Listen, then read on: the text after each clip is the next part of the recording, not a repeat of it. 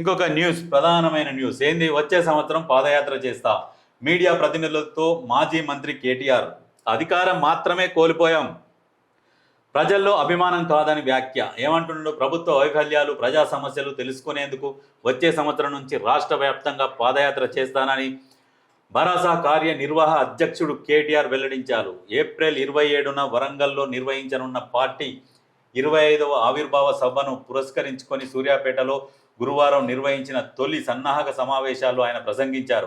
అనంతరం ఎమ్మెల్యే జయశ్రెడ్డి ఇంట్లో కొందరు మీడియా ప్రతినిధులు ఆయనతో మాట్లాడారు. ప్రజా సమస్యలపై భవిష్యత్తులో పాదయాత్ర చేసే అవకాశం ఉందా అని ప్రశ్నించగా కేటీఆర్ ఈ మేరకు స్పందించారు. అయినా కేటీఆర్ పాదయాత్ర చేస్తా అంటున్నావు. పాదయాత్ర అంటే ఏదో 2 అడుగులు వేసి 4 అడుగులు ఇట్లా వెనక తప్పించుకొని తిరగరు. ఒక్కసారి స్టార్ట్ చేస్తే తెలుస్తుంది అప్పుడు నీకు. నాకు తెలిసి నీకు ఆరోగ్యం కూడా సహకరించదు.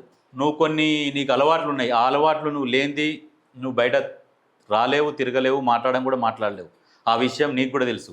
పాదయాత్ర చేస్తే ఒక్కసారి మొదలు పెడితే ఎండ్ అయ్యే వరకు ఆ దమ్ము ఉండాలి. అది పాదయాత్ర చేసే దమ్ము.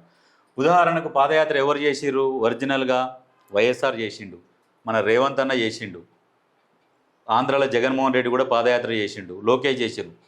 వాళ్ళకంటే వాళ్ళు చేయగలుగుతారు, వాళ్ళకి ఆ కెపాసిటీ ఉన్నది. మనకు లేదు కదా. మరి ఊకరే మాట ఇచ్చినావు. గతంలో కూడా మొన్ననే అన్నావు, నేను రేపటి నుంచో ఎల్లుండి నుంచో పాదయాత్ర చేస్తానన్నావు.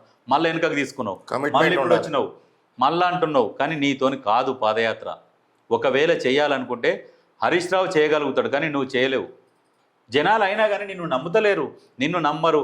నువ్వు అహంకారివి అనేది ప్రజలల్లో ముద్రపడి ఉన్నది కాబట్టి జనాలు నిన్ను నమ్మరు. నువ్వు పాదయాత్ర కాదు, తలకాయ కిందికి పెట్టి కాళ్ళు పైకి పెట్టి తలకాయ యాత్ర చేసినా కానీ మీరు మళ్ళీ అధికారంలోకి రారు. గుర్తుపెట్టుకోరి. ఇప్పుడున్న కాంగ్రెస్ ప్రభుత్వం పథకాలని కరెక్ట్గా 1 by 1 ప్రవేశపెడుతుంది. ఇంకా 3.5 సంవత్సరాల టైంలో పూర్తి స్థాయిలో అమలు చేస్తుంది. అమలు చేసినాక ఆటోమేటిక్గా ప్రజలే కాంగ్రెస్ ప్రభుత్వానికి పట్టం కడతారు. ఒకవేళ కాంగ్రెస్ ప్రభుత్వానికి ఎవరన్నా పోటీ వస్తారు అంటే అది బీజేపీ పార్టీ వస్తుండొచ్చు పోటీగా. నాకు తెలిసి నేను అనుకుంటున్నా, నాకున్న సమాచారం వరకు. ఎందుకంటే వాళ్ళు ఆంధ్రాలో కూటమి ఉన్నది కాబట్టి అదే కూటమి ఇక్కడ వచ్చేసి పవన్ కళ్యాణ్ చరిష్మాతోని ఇక్కడ పోటీ చేయాలన్న ఆలోచనలతోని వాళ్ళు ఉన్నారు.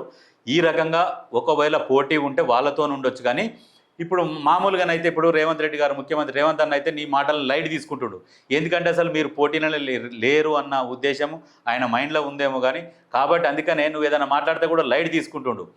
బీజేపీ వాళ్ళు మాట్లాడిన దానికి కౌంటర్ ఇస్తున్నా అంటే అర్థం చేసుకోవాలి. మాకు పోటీ నెక్స్ట్ బీజేపీనే, మీరైతే ఎక్కడ కూడా లేరు అనేది ఇండైరెక్ట్గా మీకు చెప్తున్నాడు. అది మీకు అర్థమైతలేదు. మీరు ఎప్పుడు ప్రజలు మీ మీద నమ్మకం కలుగుతుంది అంటే ప్రభుత్వంలో మంచి పనులు చేస్తున్నప్పుడు వాళ్లకు సహకరించి కొన్ని పనులకు మీరు అప్పుడు ప్రశ్నించినప్పుడు బాగుంటుంది. మీ అయ్యనేమో ప్రజల సొమ్ము జీతం తీసుకుంటా గజ్వేల్ ఫామ్ హౌస్లో పండుకొని ఆడ ఉండి తొడలు కొడతాడు అసెంబ్లీకి రాక. మీకు ఒక న్యాయము, ఇంకొకరికి ఇంకొక న్యాయం ఉంటుందా? ప్రజల సొమ్ము తినుకుంటా అందులో వంటాడు, తొడగొడతాడు. ఇక రేపు వస్తాడు, మాపు వస్తాడు, పులి బయటకు వస్తుంది, ఇక అది వస్తుంది, నేను కొడితే మామూలుగా ఉండదు. ఇవన్నీ ముచ్చట్లు, ఎల్లే పుల్లే ముచ్చట్లు. చాలా ఏళ్ళ నుంచి ఇని చోళలకి వెళ్ళి రక్తం గారింది. మీ అయ్య చెప్పినాయి, అది పోయింది. ఇప్పుడు కొత్తగా నువ్వు చెప్తున్నావు. నువ్వు చెప్పిన గంతే, మీ అయ్య చెప్పిన గంతే. చివరికి మీకు లాస్ట్కు సింగిల్ డిజిట్ ఎమ్మెల్యే సీట్లు వస్తాయి. గుర్తుపెట్టుకో. 100% చెప్తున్నా, రాసి పెట్టుకోరు. ఇది నేను ఏ ప్రిడిక్షన్ చెప్పినా 100% జరిగింది. నా ఇన్స్టాగ్రామ్ ఛానళ్ళల్లో ఉంటాయి. ఫస్ట్ కెంచి ఎమ్మెల్యే ఎలక్షన్ల ముందు కూడా చెప్పిన, మీరు ఓడిపోతున్నారు, మీరు అధికారంలోకి రారు, కాంగ్రెస్ పార్టీ అధికారంలోకి వస్తుందని అప్పుడు చెప్పిన. ఎంపీ ఎలక్షన్లలో కూడా చెప్పిన కాంగ్రెస్కి 8 బీజేపీకి 8 వస్తాయని 3 వీడియోలలో చెప్పిన. ఇప్పుడు కూడా చెప్తున్నా కదా, సింగిల్ డిజిట్లనే ఉంటుంది. మీకు ఒకవేళ సీట్లు వస్తే తర్వాత రావు. ఎందుకు రావు అంటే మీ అయ్య అనేది యాక్టివ్గా ఉండడు. నెక్స్ట్ ఎలక్షన్ల వరకు మీ అయ్య రిటైర్మెంట్ ప్రకటిస్తాడు. ఏదో అనుకున్నాడు కానీ ప్రజలు నమ్ముతలేరని ఆయనకు తెలిసిపోయింది. అందుకనే ఫామ్ హౌస్లో పర్మనెంట్గా తిష్ట వేసిండు. నీకు మీ బావకు పడదు. ఇద్దరుగా మీకు యుద్ధమే ఉంటుంది. గుర్తుపెట్టుకో.